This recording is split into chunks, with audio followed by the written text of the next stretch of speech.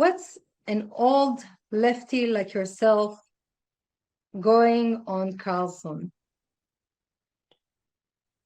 Listen, what's the difference between talking with Tucker Carlson and talking with you?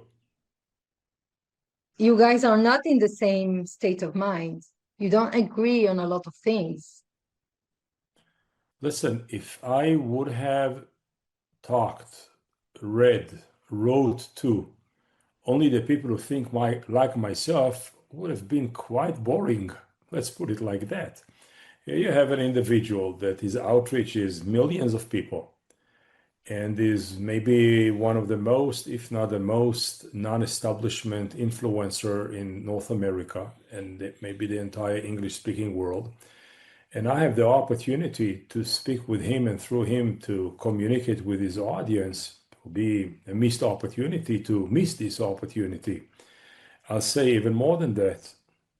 If my political nose is still sensitive, though you describe me as old, but I'm still lefty, so I have a good nose. Imagine that in 2 years' time, he's a candidate for presidency. Oops, so I'm connected. I don't remember all during my life long one war that I supported. Okay, no war was yet born that I will or would support. So this is on one hand because I think that conceptually, politically conceptually, a war is the worst evidence that your politics failed. A war is a failure. Even if you succeed in the war, it's a failure of all the other non-combatant and non-violent measures. The second is, what did you tell me 8 months ago? What did you promise me? That you obliterated their capabilities, that the nuclear threat to Israel was removed, that no ballistic missiles can be shot at my village. And I believed you. And all of a sudden, the same rhetoric, the same goals, the same purposes, the same measures. So when did you lie to me? Then or now or both? Now, politicians who take their nations to a war and then lead them with deception, the war is doomed to fail. Last but not least, look at the current state of affairs. More than 400 kilos of enriched uranium still absent. The regime is there, looks like there to stay. Nobody topples it.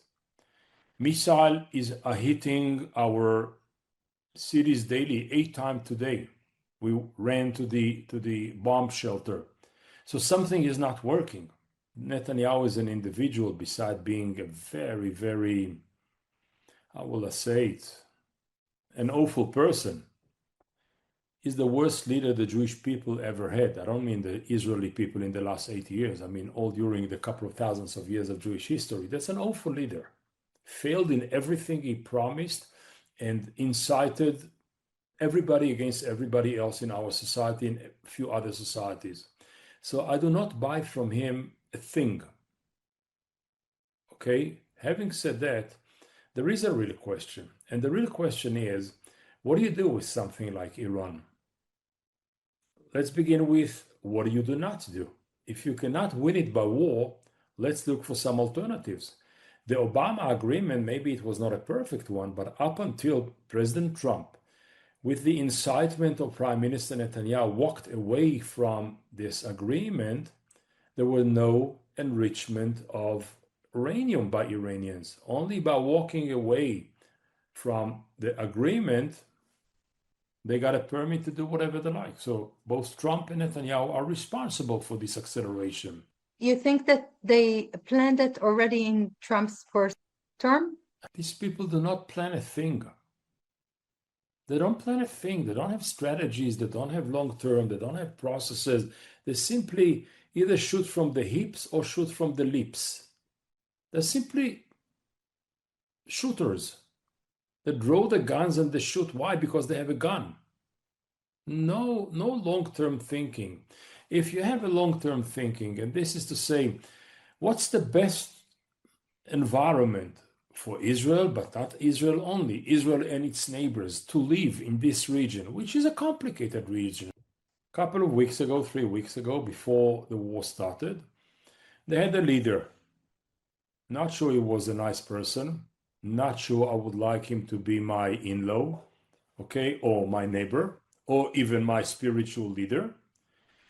So the first thing we did at the first hour of the war, we removed him. Ha, what a victory, what an achievement, what a brilliant operation. What's the result? We got somebody worse than him. Okay? Then we shall remove him. We'll have another one even worse than him. That's a sequence of events. You remove the today's extremists and you got the tomorrow's even more extremists. So did you achieve anything? The answer is no. Did you push the region into the hands of more violent people, more vengeance people? The answer is yes.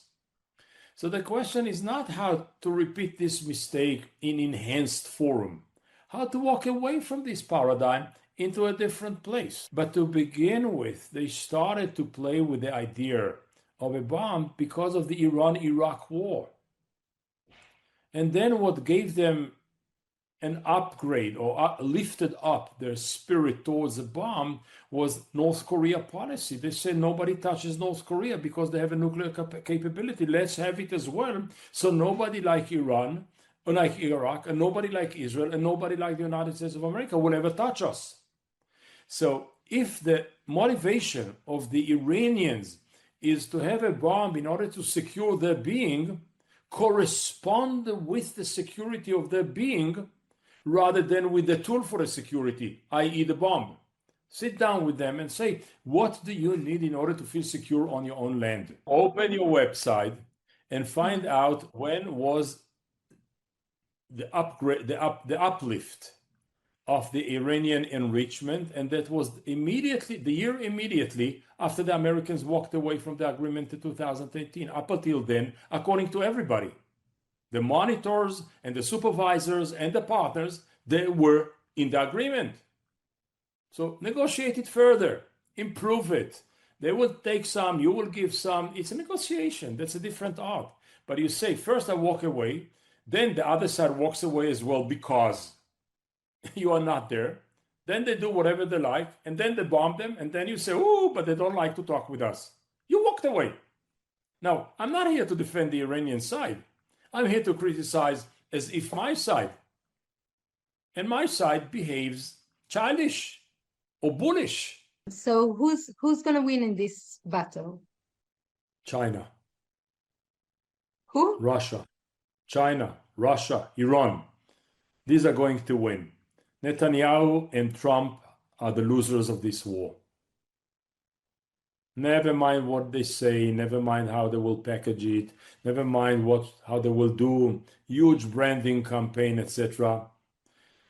They will never achieve the goals they put ahead of them. They will never be trusted by their own people, and they will never solve the problem they declared war for. And therefore they are the losers. Who will profit? More stable superpowers, less warmongers, and those who profit from the prices of oil. And you know who are the two most profiting countries from the prices of oil? Russia and Iran. As the Polish idiom is saying, not my circus, not my monkey, but these are my monkeys and this is my circus. And therefore I feel responsible and I feel sorry for the outcome of whatever we speak about, but we have to be honest about it. Jelajahi cara baru mendapatkan informasi. Download MetroTV Extend sekarang.